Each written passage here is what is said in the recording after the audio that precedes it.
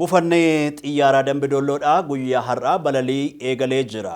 Uummatni magaalaa Dambidolloof naannoo ishees eegaluu balalii kanaa ilaalchisuudhaan yaada isaanii kennanii jiru. Odimuusaa dabalataan qindeessee jira.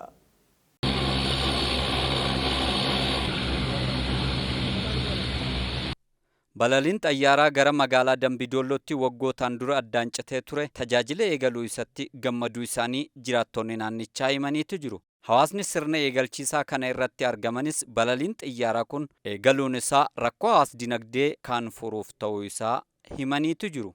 Balaliin xiyyaaraa waggaa 6 dura eegalee kan adda cite guyyaan ittiin har'a eegalu baay'ee gammachuu guddaan nutti dhaga'ameetu jira jechuudha. Balaliin xiyyaaraa guyyaa har'aa asitti kan magaalaa Dambidollootti geggeeffame hawaas dinagdee biyya kanaatii fi dinagdee biyya kanaa guddisuuf tajaajila hawaasaaf kennuuf dinagdeen biyya kanaallee kan duuba deebi'e kanaan dura amma wal argee alaaf keessaaf illee keessattis alattis walii wajjiniin wal argee dinagdee isaa sochoosuu keessatti shoora guddaa akka inni qabu kana adda baasee beekee hawaasni biyya kanaa gammachuu guddaan itti dhaga'ameera jechuudha. Gaaree dheebuu bara baay'ee dheebonnaa turre argachuu keenyaaf baay'ee nu gammachiisa. Inni xiyyaaraa har'aa kuni isaarraa duwwaatu hin ta'in kanaan dura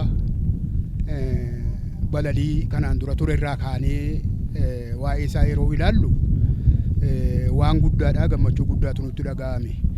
Kanaan dura yeroo godina kanatti yookiis immoo magaalaa Dambidolloo kanatti balaliin deddeebi'aa ture karaa dinagdee karaa hawaasummaas hundumaa gara dhiyaa kana keessa magaalota jiran keessa carraa duraa kan argatu Dambidolloo. Isarraa yeroo kaanu gara fuulduraatti immoo waan kana caalutu hojjetama, guddina kana caalutu nu eegaa jedhee tayyaada, gammachuu guddaadha. Tajaajila inni nuu fidu kana mataa isaa immoo isaan qabatee wanta nuu dhufaa jiru immoo misoomni akka nuu dhufuudha.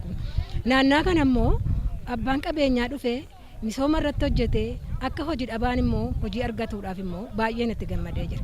Balaliin kun akka deebi'uuf jecha gaaffii uummata godinichaa yeroo dheeraa kan ture bakka hooggantoonni olaanoon sadarkaa federaalaa naannoodhaatii fi godina argamanitti eegalchiifameeti jira. Bulchaan bulchiinsa godina Qellam Wallaggaadhaa obbo Gammachuu Gurmeessaa ammoo gama isaaniitiin godinni kun walitti hidhamiinsa daldalaa yeroo dheeraa kan qabdu waan taateef balaliin xiyyaaraa eegaluun caalatti kan fayyaduudha jedhaniiti jiru.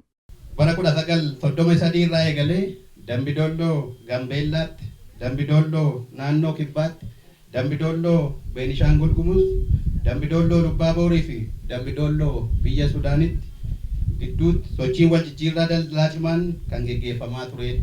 Daandiin xiyyaaraa Dambidolloo guyyaa har'aa balalii waan eegaleef abbootiin qabeenyaa biyya keessaaf biyya alaa jiraattan gara magaalaa keessan magaalaa Dambidollootiif dhuftanii magaalaa keessan humna beekumsaa fi qabeenya qabdaniin invest gootanii ofiif jijjiiramtanii biyya kanatti jijjiiruu warri barbaadan gama hundaanuu akka bulchiinsa godina Qellam Wallaggaatti kan isin simannu ta'uu keenya ibsa. Dhumarrattis deeggarsa namoomaa irratti xiyyeeffate kan hanga ammaatti nuuf godhameef mootummaa naannoo Oromiyaa, mootummaa federaalaa fi daandii xiyyaaraa Itoophiyaa galateeffachaa hojiin ijaarsa terminaalaa daandii xiyyaaraa Dambidolloo yeroo dhiyootti akka nuuf jalqabu maqaa bulchiinsa godina Qellam Wallaggaa gaafachaa. Sadarkaa itti aanaa pirezidaantiitti qindeessaan kilaastara haqaa fi nageenya Oromiyaadhaa Koomishinar Kaffaalau Tafarraadhaa buufanni xayyaara magaalaa Dambidolloodhaa hojjetamee sababa adda addaatiin danqamee hojii eegaluu baatus deeggarsaa fi tumsa sadarkaa garaagaraa taasifamee jiruun sirni balaliinsaa akka eegalamu ta'eeti jira jedhan. Uummanni tajaajila eegalames ammoo ciminaan eegee akka itti fufuu fi itti fayyadamuuf waamicha godhaniiti jiru. Har'a ifaajii hedduudhaan namoonni misoomni Dambidolloo, misoomni godina kanaa isaanitti dhaga'amu deeggarsaa fi tumsa godhaniin hooggansi sadarkaadhaan jiru hooggansi federaalaa, hooggansi naannoo keenyaa keessatti hirmaatee sirni balaliinsaa kun har'a akka jalqabamu godhamee jira. Kana jalqabsiisuun waan tokko ta'ee itti fufiinsan of duuba akka hin deebine gochuun immoo ga'ee keessan ta'aa jechuudha. Itti aanaan hoogganaa daandii qilleensa Itoophiyaadha obbo Lammaa Yaaddechaadha ammoo gama isaaniitiin guddinni hawaas dinagdee biyya tokkootiif geejjibni iddoo olaanaa qabaachuu himuudhaan balaliin xiyyaaraa eegale kun torbetti guyyaa 3 kan itti fufu ta'uu himaniitti jiru. ይህ የኢትዮጵያ አየር መንገድ በዛሬው ዕለት በይፋ የሚያስቀጥለው በሳምንት 3 ጊዜ ወደ ደምቢዶሎ የሚያደርገው በረራም ለንግድ ኢንቨስትመንትና ቱሪዝም ዘርፍ ከፍተኛ አስተዋጽኦ በማበርከት የደምቢዶሎን እድገት በከፍተኛ ሁኔታ የሚደግፍ ነው። Balaliin kunis walitti hidhamiinsa daldala naannolee fi godinaalee daran kan cimsu ta'uunis dubbatameeti jira. Gabaasni kan waajjira koominikeeshinii godina Qellam Wallaggaati.